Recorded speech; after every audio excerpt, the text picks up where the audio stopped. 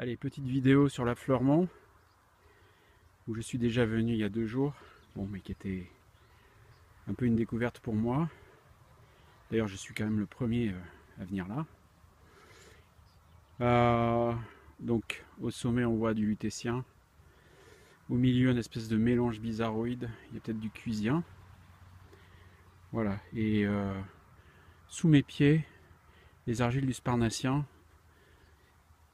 Autrement dit, un peu la galère pour se déplacer. Donc là, je suis pas trop mal installé. Vous voyez, il y a de l'eau.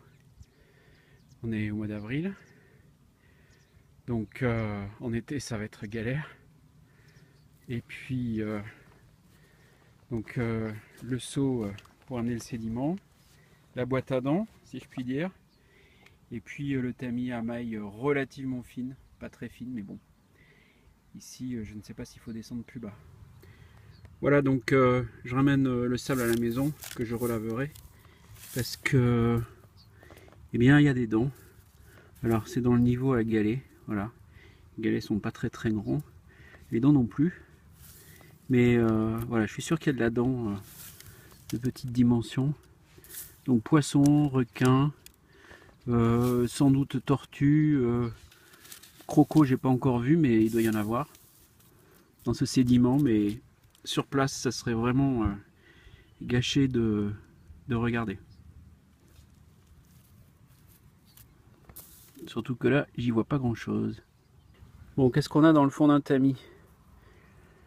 Des petits bivalves, des petits gastéropodes. Bon, ça, c'est pas très bon signe parce que c'est du cérite, ça vit plutôt dans les eaux saumâtres.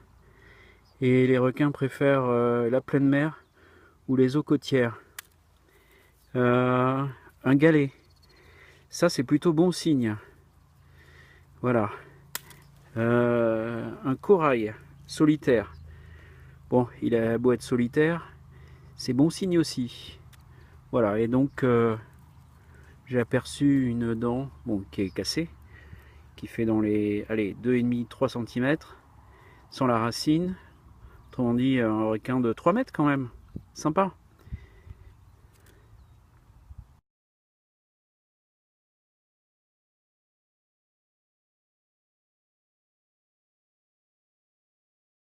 Bon, voici le résultat après une semaine de séchage. Vous avez besoin d'une pince à épiler, mais d'un genre un peu spécial, voilà, pour pas écraser les dents quand vous les ramassez. Et puis surtout d'une paire de loupes de protection pour éviter que les dents vous sautent à la figure. Ça serait dangereux. Habituellement, j'utilise des plateaux blancs comme ça pour faire sécher et également pour trier. C'est-à-dire que je prends une poignée de sédiments, voire 2, ça dépend du grain, que j'étale discrètement sur le plateau. Voilà, et après je cherche avec la loupe grain par grain, voir s'il y a des dents. C'est assez fastidieux, surtout dans ce genre de gisement où à vrai dire il n'y a pas grand chose. Donc il y a majoritairement des dents cassées. Certaines grosses espèces mais qui ont été remaniées, ce sont les dents noires en général. Quelques espèces de meilleure conservation, en particulier les dents qui sont un peu crème et qui sont à mon avis du cuisien non remanié. Voici la dent la plus intéressante que j'ai trouvée. C'est une dent parasymphysaire d'un Carcharias, ce qu'on appelait avant Odontaspis. Voilà, cette espèce a été décrite par Capetta et pour l'instant elle n'a pas de nom. Mais cette position dentaire n'existe a priori que dans cette famille. Donc je suis à peu près certain qu'il s'agisse de cette espèce. En tout cas, ce n'est pas un Striatolamia.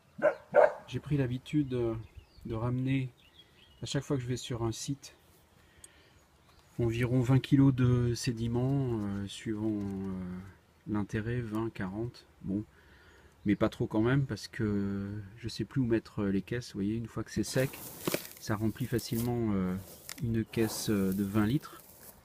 Voilà, et ça fera du travail quand tous les gisements seront fermés, ce qui ne saurait tarder.